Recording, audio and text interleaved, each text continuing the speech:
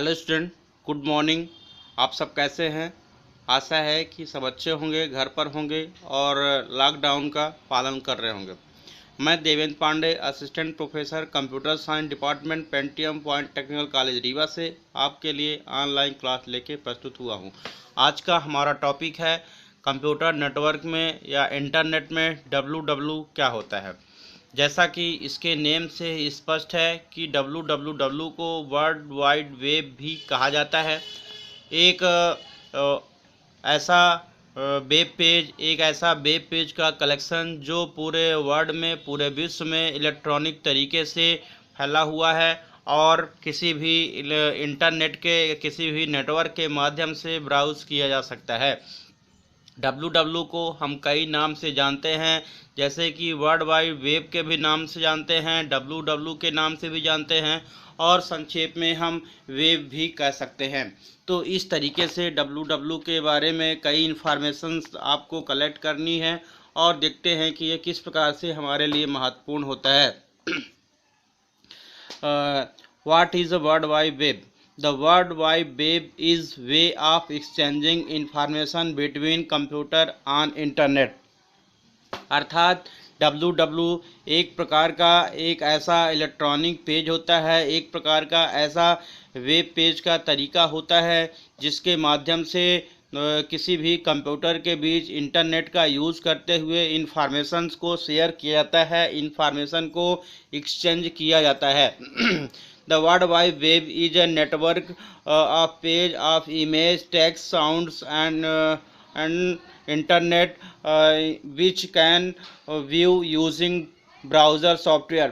तो जो डब्ल्यू होते हैं ये एक प्रकार के इलेक्ट्रॉनिक वेब पेज होते हैं जो कि किसी भी प्रकार की image, text, audio, video, sound आदि को कंटेन कर सकते हैं और ये इंटरनेट में ट्रांसफ़र होते हैं, इंटरनेट में रन होते हैं और यह सभी वेब पेज को हम किसी भी वेब ब्राउज़र सॉफ्टवेयर के माध्यम से रीड करते हैं। अर्थात जो हम लोग इंटरनेट में वेब पेज देखते हैं, इंटरनेट में वेब ब्राउज़र जैसे कि मोजिला या फायरफॉक्स आदि सबका यूज करते हुए हम जो भी इलेक्ट्रॉनिक पेज ओपन करते हैं वह इलेक्ट्रॉनिक पेज जो होते हैं वो डब्ल्यू के ही एलिमेंट होते हैं।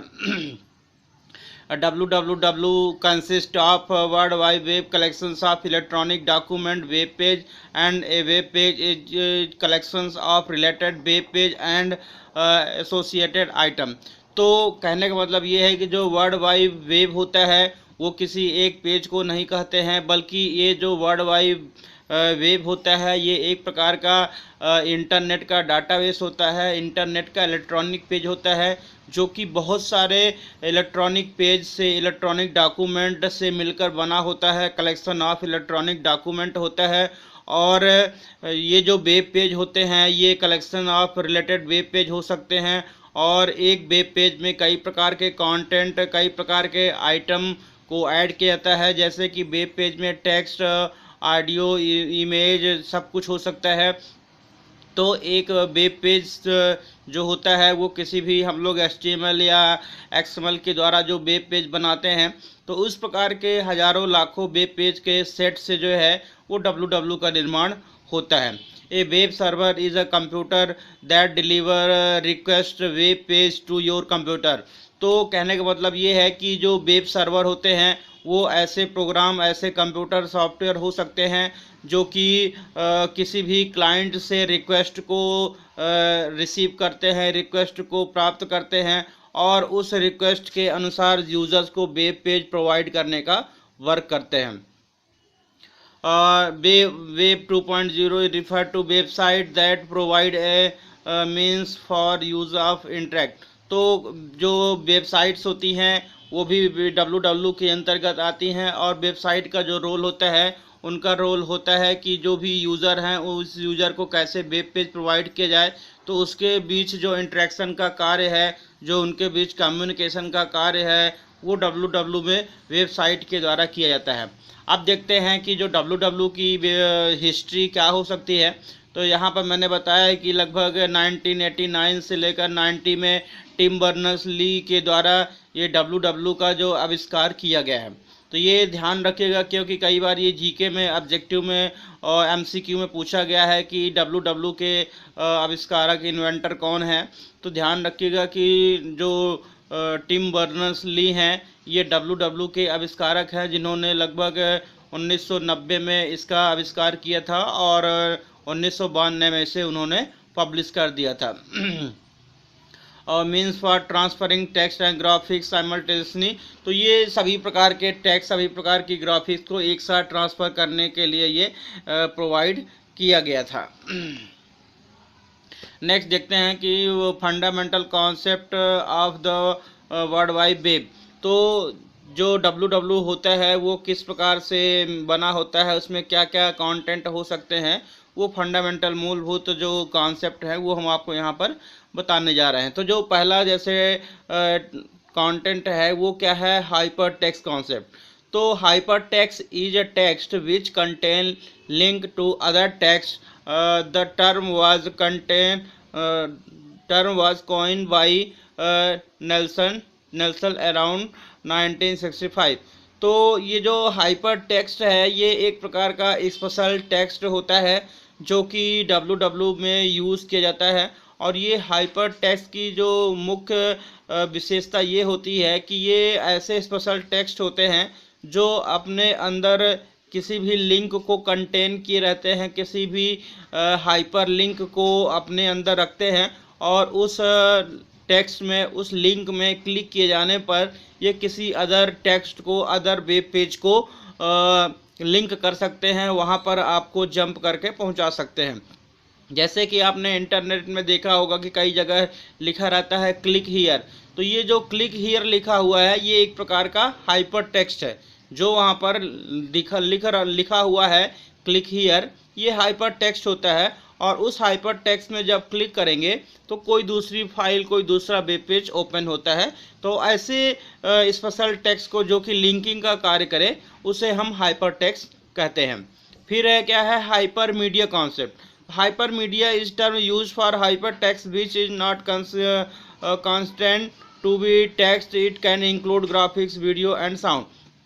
तो हाइपर मीडिया से तात्पर्य ये होता है कि ये ऐसे वेब पेज हो सकते हैं, ऐसे एलिमेंट हो सकते हैं, ऐसे कंटेंट हो सकते हैं जो किसी एक प्रकार के एलिमेंट को कंटेन नहीं करते हैं। ना केवल इसमें टेक्स्ट होता है, ना केवल इसमें ग्राफिक्स होता है, बल्कि जो डब्ल्यू के पेज होते हैं, हाइपर मीडिया पेज होते हैं, वो सभी प्रकार के कंटेंट जैसे कि टेक्स्ट, ऑडियो, वीडियो, ग्राफिक्स एक साथ इनको रख सकते हैं और एक साथ इन्हें जो है इंटरनेट में ब्राउज़ करने की सुविधा देते हैं, इंटरनेट में ट्रांसफ़र करने की सुविधा देते हैं, जिसे हम हाइपर मीडिया कह सकते हैं।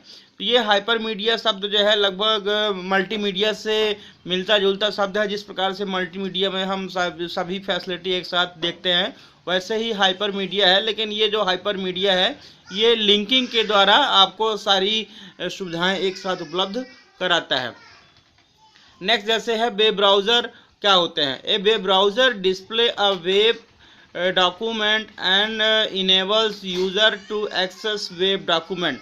तो वेब ब्राउज़र का आपने नाम सुना है, जैसे कि गूगल क्रोम होता है, मोजिला होता है, इंटरनेट एक्सप्लोरर होता है, यूसी मिनी होते हैं।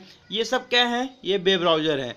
ये वेब ब्राउज़र जो हैं ये ऐसे प्रोग्राम होते हैं जो कि इंटरनेट के पेज को, इंटरनेट के www को स्क्रीन में डिस्प्ले करने का कार्य करते हैं, ब्राउज़ करने का कार्य करते हैं, वेब पेज को ओपन करने का और आपके समक्ष ब्राउज़ करने का कार्य करते हैं, जिससे आप उसे रीड कर सकें।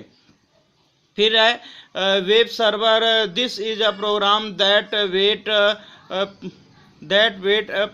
patiently for the browser to request a web page. The server look the request information, retrieve it and send it to browser, or send it an error message if file is not found. तो जो web browser होते हैं ये एक प्रकार के software होते हैं, वो वेब सर्वर एक प्रकार के सॉफ्टवेयर होते हैं जो कि आपकी इंफॉर्मेशंस को कंटेन करने के लिए, आपकी इंफॉर्मेशन को कंटेन करने के लिए ये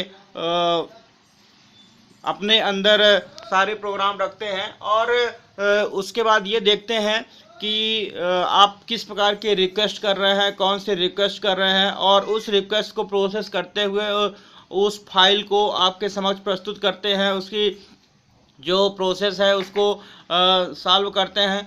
और यदि वो फाइल उपलब्ध नहीं रहती है तो उससे रिलेटेड जो एरर है वो आपके समक्ष प्रस्तुत करते हैं। इसी प्रकार है यूआरएल, जैसे आपको पता है यूनिफॉर्म रिसोर्स लोकेटर।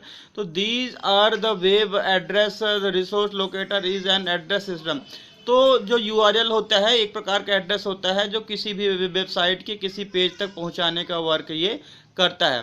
तो जैसे कि मान लीजिए आपको एपीएस की वेबसाइट में जाना है, एपीएस में सिलेबस डाउनलोड करना है, तो एपीएस की वेबसाइट में सिलेबस कहाँ पर मिलेगा, जो उसका कंप्लीट पाथ होता है वो यूआरएल के नाम से जाना जाता है। तो इस तरीके से ये सारे जो मतलब एलिमेंट हैं वो www का निर्माण करते हैं, और इसको ध्यान से पढ़िएगा। इसके बाद नेक्स्ट देखेंगे। Okay, thank you.